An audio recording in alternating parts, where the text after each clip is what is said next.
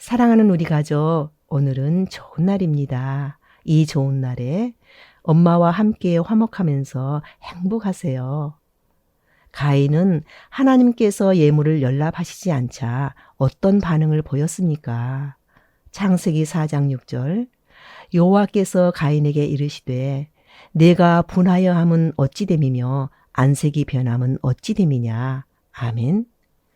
가인은 하나님께서 자기의 예배를 거절하실 거라고 전혀 생각하지 못했을 것입니다. 자기 입장에서는 나름 정성껏 드렸다는 것입니다. 아벨과 비교해서 부족한 게 없다는 것입니다. 그래서 열받았습니다. 가인이 분을 내는 것은 자기를 하나님보다 우위에 둔 것입니다. 가인의 잘못은 하나님의 주권을 인정하지 않은 것입니다. 가인이 하나님을 주인으로 모셨다면 설령 재물을 연락하지 않으셔도 화를 낼 것이 아니라 겸손히 그 이후부터 물었어야 했습니다.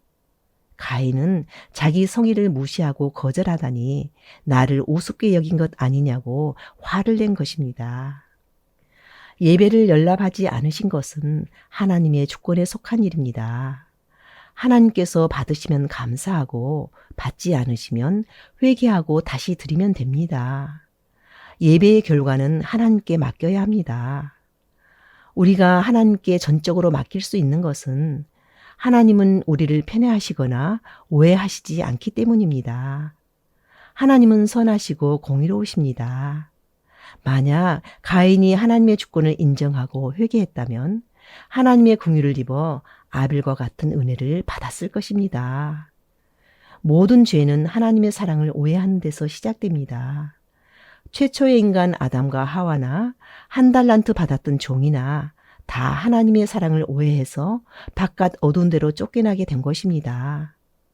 사람은 결과를 중요하게 보지만 하나님은 원인을 중요하게 보십니다. 7절, 내가 선을 행하면 어찌 낯을 들지 못하겠느냐.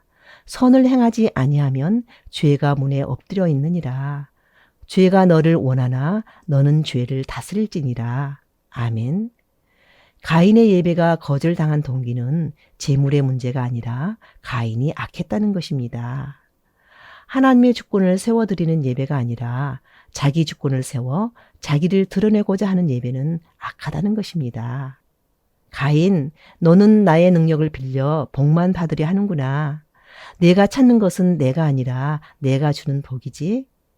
하나님은 지금 가인이 하나님을 수호신 정도로 여기면서 제사를 드렸다는 그 행위로만 정당성을 입증하려 한다는 점을 지적한 것입니다.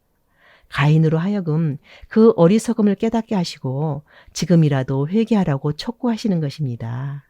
왜냐하면 가인이 분노하는 것은 죄를 지을 수 있는 위험한 상태라는 것입니다. 죄를 짓게 하려고 마귀가 먹이를 찾아 오는 사자같이 문 앞에 와 있다는 것입니다. 하나님께서는 가인이 범죄할 가능성을 아시고 그에게 분노를 억제하고 악한 계획을 버리라고 권면하고 경고하신 것입니다. 하나님은 누구도 멸망하는 것을 원치 않으시며 모든 사람이 회개하고 하나님께로 돌아오기를 바라고 계십니다. 예배에 실패하면 사단이 우리의 마음을 점령하여 매사에 분노가 일어나게 합니다. 이 분노가 우리를 또 다른 죄 가운데로 인도하는 길목이 됩니다. 그러므로 사단에게 마음을 열어주지 말라는 것입니다. 이것이 죄를 다스리는 것입니다. 예배를 통해 은혜를 충만히 받으면 용서와 사랑이 생깁니다. 그러나 예배에 은혜 받지 못하면 마음에 분이 생기고 원망 불평하게 됩니다. 가인은 예배에 실패했습니다.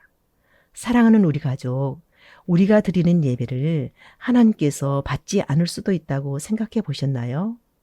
받지 않으신 예배가 있다면 어떤 이유 때문인지 각자 생각해 보고 고칩시다. 아멘.